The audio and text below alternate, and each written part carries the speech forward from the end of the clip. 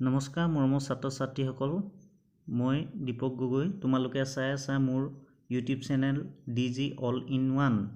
বৰ্তমান তোমালোকে নিশ্চয় ঘৰতে কুশলে আছা, মংগলে আছা। আশা ৰাখিছোঁ পঢ়া শুনাও কৰিছা। যিহেতু আমাৰ বিদ্যালয়বিলাক বন্ধ হৈ আছে, সেইহেতুকে বিকল্প পথ হিচাপে মই তোমালোকলৈ গণিতৰ কেইটামান ভিডিঅ' প্ৰস্তুত কৰিছোঁ। ইতিমধ্যে দুটা ভিডিঅ' মই প্ৰস্তুত কৰিলোঁ। সেইকেইটা আছিলে সংখ্যা ধাৰণা, সংখ্যা ৰেখাৰ সহায়ত আগৰ আৰু পিছৰ সংখ্যাৰ ধাৰণা বুজাবলৈ চেষ্টা কৰিছিলোঁ। আৰু আজিও মই এটা নতুন ভিডিঅ' প্ৰস্তুত কৰিম। তাৰ আগতে তোমালোকে মা দেউতাক মোৰ ইউটিউব চেনেলটো ছাবস্ক্ৰাইব কৰি ল'বলৈ ক'বা, যাতে যেতিয়াই মই নতুন ভিডিঅ' আপলোড কৰোঁ তোমালোকে পাবলৈ সক্ষম হোৱা। আৰু বন্ধুবৰ্গৰ লগত শ্বেয়াৰ কৰি দিবলৈ ক'বা, যাতে তেখেতলোকেও চাই উপকৃত হয়। তেতিয়াহ'লে ব'লা আজি আমাৰ বিষয়টো উপস্থাপন কৰিব লৈছোঁ। আজি মই তোমালোকৰ আগত গণিতৰ ডাঙৰ, সৰু আৰু সমান চিহ্ন সহায়ত বুজাবলৈ চেষ্টা কৰিম। অৰ্থাৎ আমি চিহ্ন সহায়ত কোনটো ডাঙৰ সৰু সেইখিনি বুজিবলৈ চেষ্টা কৰিম। মৰমৰ ছাত্ৰ ছাত্ৰীসকল, যোৱাটো ভিডিঅ'ত আমি সংখ্যা ৰেখাৰ সহায়ত আগৰ আৰু পিছৰ সংখ্যাবিলাক আমি বুজিবলৈ চেষ্টা কৰিছিলোঁ, নহয়নে? তেতিয়া আমি এটা কথা কৈছিলোঁ যে যিকোনো সংখ্যা এটাৰ লগত যদি 1 যোগ কৰোঁ তেতিয়াহ'লে সেই সংখ্যাটোৰ পিছৰ সংখ্যাটো পোৱা যায়। আৰু সেই সংখ্যাটোকে আমি ডাঙৰ বুলি ধৰি লওঁ। বুজি পাইছানে? উদাহৰণস্বৰূপে যদি 0 লগত 1 যোগ কৰোঁ তেতিয়াহ'লে আমি 1 পাওঁ। আকৌ 1ৰ লগত যদি 1 যোগ কৰোঁ তেতিয়াহ'লে 2 পাওঁ। অৰ্থাৎ 1তকৈ 2টো ডাঙৰ। ঠিক সেইধৰণে 2তকৈ 3টো ডাঙৰ, 3টোতকৈ 4টো ডাঙৰ, 4টোতকৈ 5টো ডাঙৰ, 5টোতকৈ 6টো ডাঙৰ, 6টোতকৈ 7টো ডাঙৰ, 7টোতকৈ 8টো ডাঙৰ, এই ধৰণে ডাঙৰ হৈ গৈ থাকিব। এতিয়া ছাত্ৰ ছাত্ৰীসকল, সৰু, ডাঙৰ আৰু সমান বুজিবলৈ যোৱাৰ আগতে আমি কেইটা চিহ্ন মনত ৰাখিব লাগিব। 1 নম্বৰ হ'ল এই চিহ্নটো দেখিছানে? ওপৰ চাৰ্টখনত দিয়া হৈছে চিহ্নটো।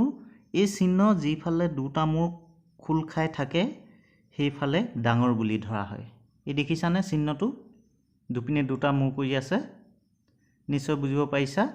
যিপিনে সেই দুটা মূৰ খোল খাই থাকিব সেইপিনে ডাঙৰ বুলি ধৰা হয়। আৰু দ্বিতীয়তে দেখিছা এইটো সমান চিন।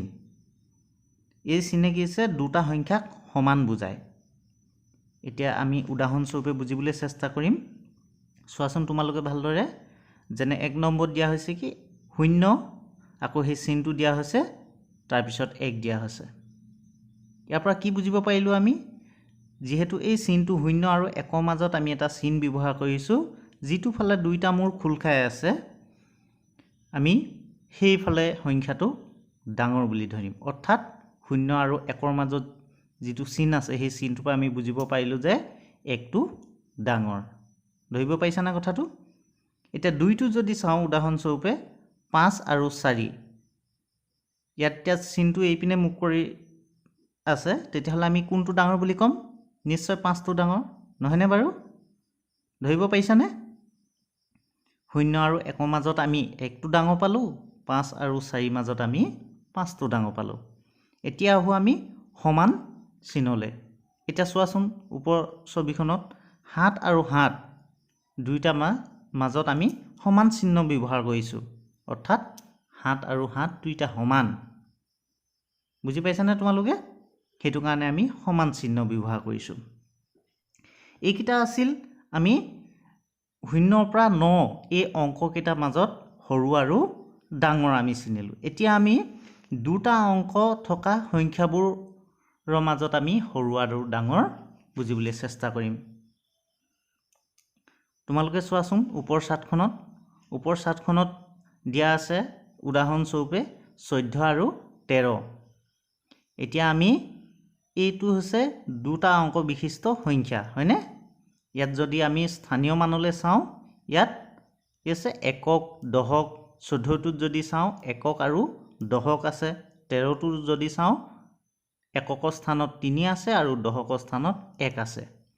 অৰ্থাৎ যেতিয়া আমি দশকৰ স্থান আৰু এককৰ স্থানবিলাক পৰীক্ষা কৰিম, যদি আমি এককৰ স্থানলৈ চাওঁ 14 আৰু 13 মাজত 3টো হৈছে এককৰ স্থানত আছে আৰু 4টো এককৰ স্থানত আছে ইয়াৰ ভিতৰত কোনটো ডাঙৰ নিশ্চয় 4টো ডাঙৰ নহয়নে আৰু দশকৰ স্থানলৈ যদি চাওঁ দুইটাতে কি আছে 1 1 আছে তেতিয়াহলে সমান এনেকুৱা দুটা অংক বিশিষ্ট সৰু ডাঙৰ বাছিবলৈ হলে আমি সদায় এককৰ স্থানৰ সংখ্যাটো আমি পৰীক্ষা কৰিম অৰ্থাৎ এককৰ স্থানৰ সংখ্যাত যিটো ডাঙৰ সেই গোটেই সংখ্যাটোৱে ডাঙৰ হ'ব এতিয়া ধৰিব পাৰিছানে 14 আৰু 13 ভিতৰত এককৰ স্থানত 3 আৰু 4 আছে এতিয়া 3টোতকৈ 4টো ডাঙৰ সেই কাৰণে চিনটো এই পিনে মুখ কৰিছে হেতু কাৰণে 14টো 13টোতকৈ কি হৈছে ডাঙৰ হৈছে